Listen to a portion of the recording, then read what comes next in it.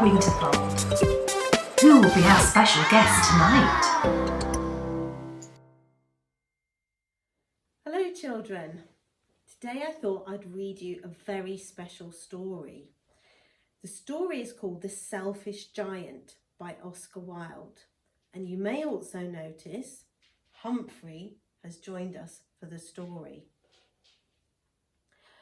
Far away and long ago, there was a land called Lioness, where fairies still danced in the middle of forests and witches and wolves were as common as clouds in the sky. Right in the middle of Lioness, huddled under the chalk downs, was a little town of Sheepcot. Sheepcot people were busy and hard-working, and although they loved their children, they didn't have much time to play with them, and tended to shout if they got in the way. So the children played with each other in a great gang that rampaged around the woods and fields and got into mischief. One sunny day at the beginning of summer, the children were roaming further afield than usual when they came to a beautiful garden. It was a perfect playground with low trees to climb and streams to build dams in, ripe fruit to eat when they were hungry and flowers to pick when they weren't. Best of all, there were no grown-ups to shout at them, not even in the big castle in the centre of the garden. The children went there each day for the rest of the summer and all through the autumn and winter.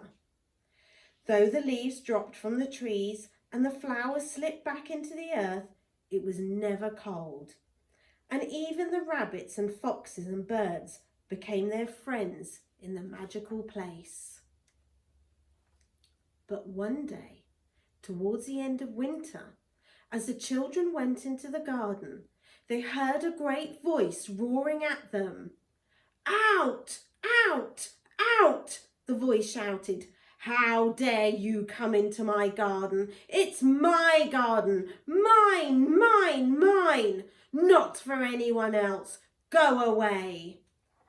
And coming towards them, the children saw a huge and horrible giant, waving his enormous arms and shaking his enormous fists and stomping his gigantic boots so that the earth trembled. The children fled terrified, and so did the rabbits and foxes and birds, and even the worms and insects, so that there was nothing and nobody left in the garden except for the giant. He had been away up in the North Country for 7 times 7 long years, counting and counting his hoards of treasure and not spending a penny of it on anyone except himself. Cursing and muttering, the giant immediately set about building a high wall all the way round his garden so that nobody else should enjoy it except for him. He stuck up notices which said, "Trespassers will be prosecuted," and "Go away everyone," and "No children allowed on pain of death." He was a very selfish giant. Although it was the end of winter when the giant came back, April and May and June came and went, and still spring would not return to the garden. She thought the giant was just too selfish. No birds sang, and the trees hung lifeless and sad and cold, while just over the wall, crocuses and primroses appeared, and the season turned as usual. Jack Frost came to visit the garden and froze the water in the streams and ponds. He liked it so much that he invited his sister Snow and his brother Hail to stay. Snow appeared in the night and spread her beautiful white cloak everywhere. The giant looked gloomily out of his window and shivered as Hail threw himself about on the roof and laughed as the castle tiles broke and smashed on the hard ground beneath. Nothing changed in the garden, except that the snow got deeper and deeper, more and more tiles, and then windows got broken, and the frost crept into the bricks and mortar of the high wall and crumbled them away. The giant's nose turned blue and dripped, and he caught a giant-sized cold, which made him sneeze till the whole castle shook. Sometimes he cursed spring for not appearing. Sometimes he shouted names at the banished children. But mostly he sat and brooded and wrapped himself in more blankets. Never, not once did he blame himself. He was stupid as well as selfish. One day, about a year after his return, the giant was sitting in bed feeling sorry for himself when he heard a beautiful sound. On his snowy windowsill, a blackbird blinked its orange eye at him and opened its beak to let a ripple of notes flow out into the air.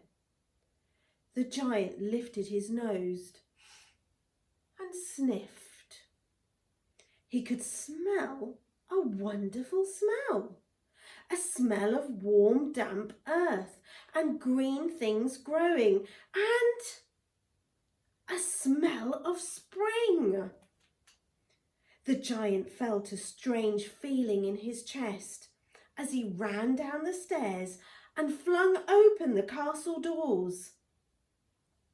He looked across at the garden and saw that the snow had disappeared and that there were children sitting in every tree, and that all the trees were covered in wonderful pink and white blossom. Only in one small corner of the garden was it still winter, and in that corner stood a boy, crying as if he would never stop. He was too small to climb up into the lower branches of the tree he'd chosen, and snow and hail were whirling and dancing above it and taunting him.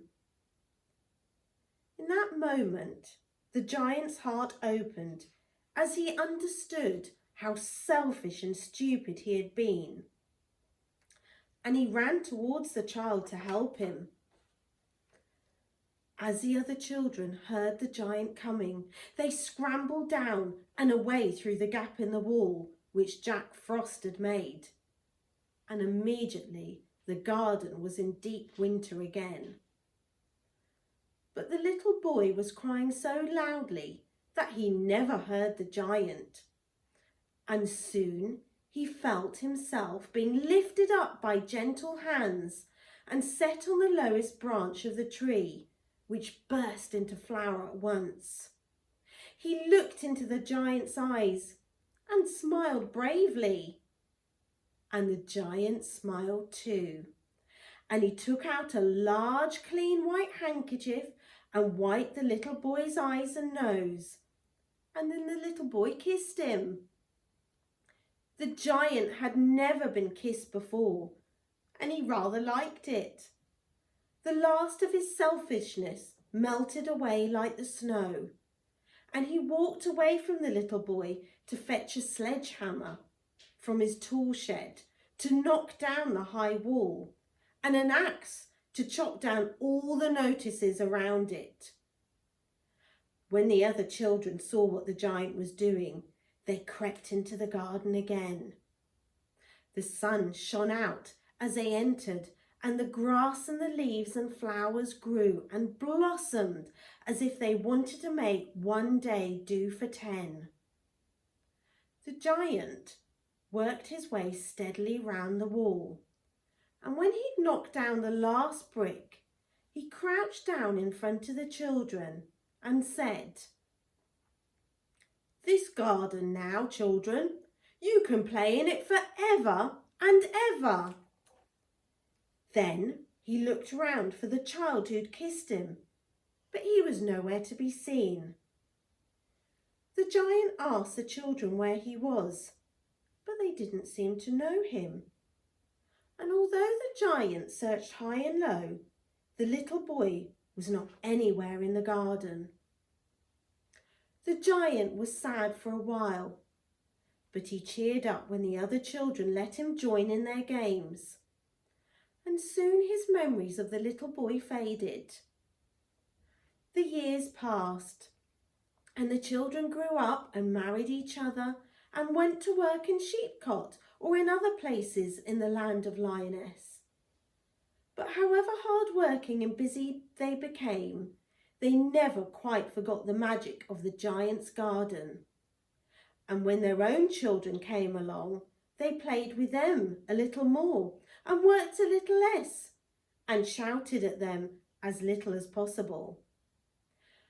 Many children still went to the giant's garden, but as time went by, he became very old and too stiff to run about with them any more. So he sat in his enormous deck chair under a tree and smiled sleepily as he watched them instead. Very early one morning, as the giant was waiting for the children to arrive, he noticed a door in the hedge that he'd never seen before. He pulled himself creakily to his feet, walked over to it and pushed it open. There on the other side was the little boy he had loved so long ago. With a glad cry, the giant dropped to his knees and held his arms out wide, and the little boy ran into them laughing. "Come and play in my garden now," said the little boy, and they walked off together into the spring sunshine. When the children came into the giant's garden later that morning, his deck chair was all filled with spring blossoms, although it was the end of summer. The hedge had no sign of any door, and the giant was gone, as if he had never been. I hope you enjoyed the story. Thank you for listening, and I'd like to wish you all a lovely Easter holiday.